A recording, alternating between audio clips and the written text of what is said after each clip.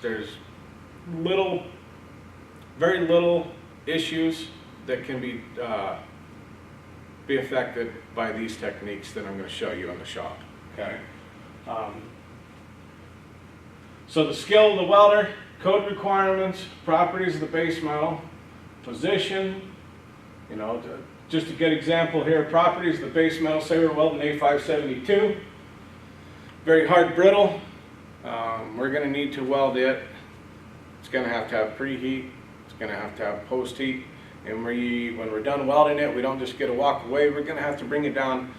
We're going to have to get it up to 400 to 500 degrees, bring it down slowly 100 degrees an hour for every inch of thickness on top of that. So it may take us 4 hours to bring it back down, let the grain structure stress relieve and so forth as we're welding. So now we're kind of getting an idea of all the variables that can matter within welding, right? Type of preparation of joint. So a good example here is a groove weld. Does it have a backing strip with it or does it not? So that's going to say is it open root weld or a closed root weld with backing strip. So backing strip is going to be 7018 only. If it's going to be an open root weld, I'm going to want to use 6010. I'm going to have to put a root face on it or a land, commonly termed. My root opening is going to vary, so forth. So there's a lot of variables here, and we'll go through them all. I don't want you to get too overwhelmed with this in the beginning course, but as we're going through this, pay attention to those variables, and things will change quite often that we're going to have to reevaluate, okay? Right here, amount of weld required, especially on fillet welds, okay? What size of fillet weld do we need? How do we measure from toe to toe, and so forth? Yeah, I mean, as you can see, the whole point of this is to not overwhelm you, but get you thinking there are essential variables that will change how we evaluate and weld the material. Okay? So let's talk about operating characteristics. Fast fill, fast fall, or fast freeze. I still get rather confused on some of the topics here. So you can read through the book here. Let's hit 70 or fast fill. So the fast fill electrode is going to be your 7024, large amount of weld material and deposition rate. Okay. The fast fill electrode is especially designed for fast flat position welding. So overall, little undercutting, so forth. Again, 24 ends and 2-4 electrodes. Okay, so 2 flat and horizontal position only. Okay, right.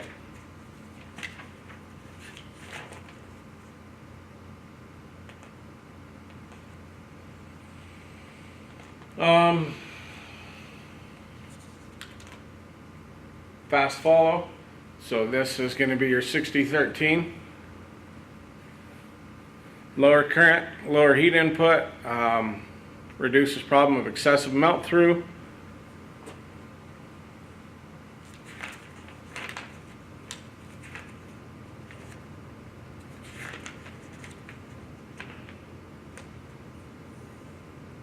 Then we will move on to fast freeze.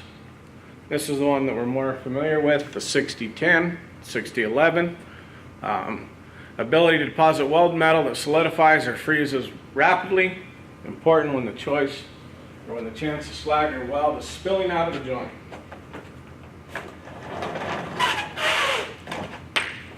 Let me give you an example.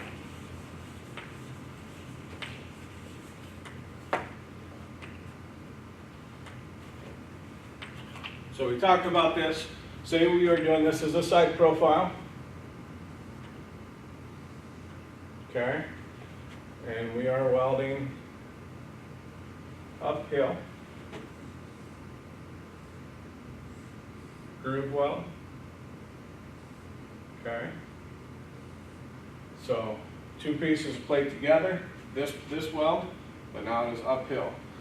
Okay.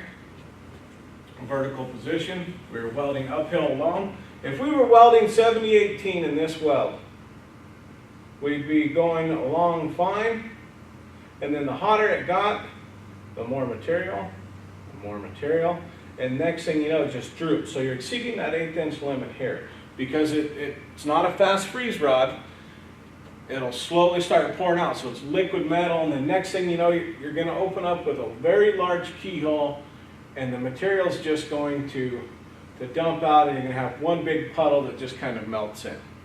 Now 6010, on the other hand, is a fast freeze. We're going to do a little bit of manipulation to where we make sure that we maintain. We stack a weld bead in here, and then maybe we come up and come back down, and we're going to stack a weld bead in here, come up and come back down, stack a weld bead in here, and we let it freezes. By the time we come up, it solidifies to where it's solid metal. Then we come back down in, and this is very fast. You come up, back down in, and it literally will give it enough time to solidify. Then you come back in, you reheat it, remelt it, fuse back in. So then you'll end up with a nice pattern on the back side. And that's what we're going for. So that's what we talk about, fast freeze.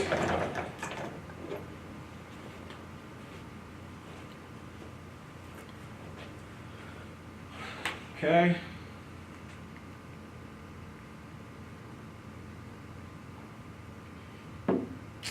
Combination types, all position iron powder. Notice it's a 1,4. It's not a low hydrogen. Iron powder. It's 4, tells us it's iron powder. You do not have as much fast fill as 7024. So the 2 is in the flat position. It's a lot. It's got a higher amount of iron powder on it. Okay. Do not have the degree of fast freeze of 6010. So 6010 is designed for a fast freeze rod. Okay. All right. We talked about low hydrogen electrodes.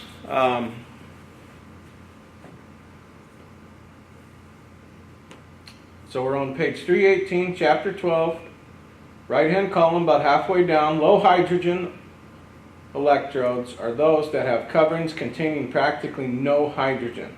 They produce welds that are free from underbead and microcracking and have exceptional ductility. Uh-oh, ductility, that's a new one, right? Okay, so everything moves.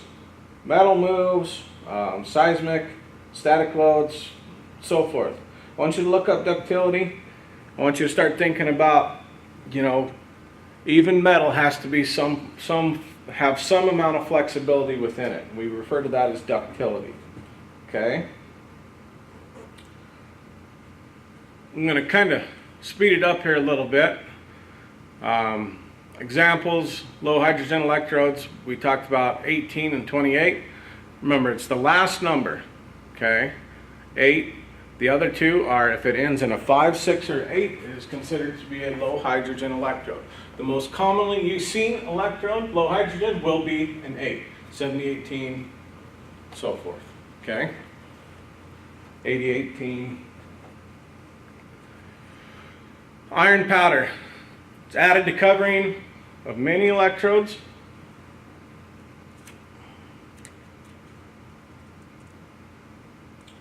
I want to read from the book here.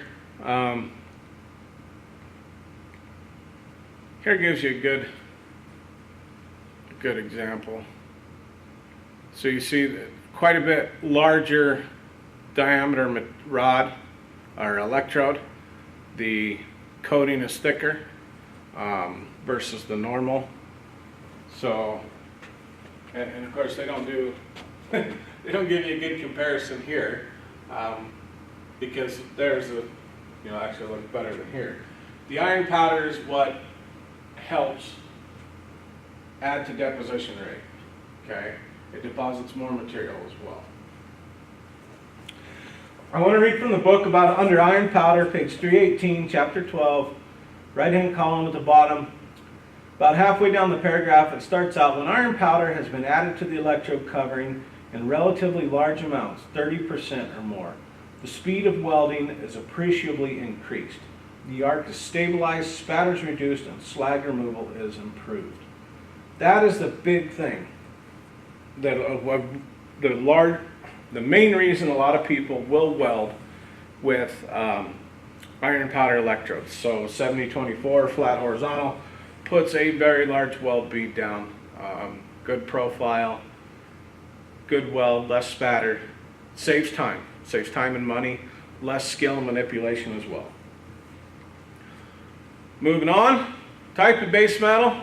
The nature of material to be welded of prime importance.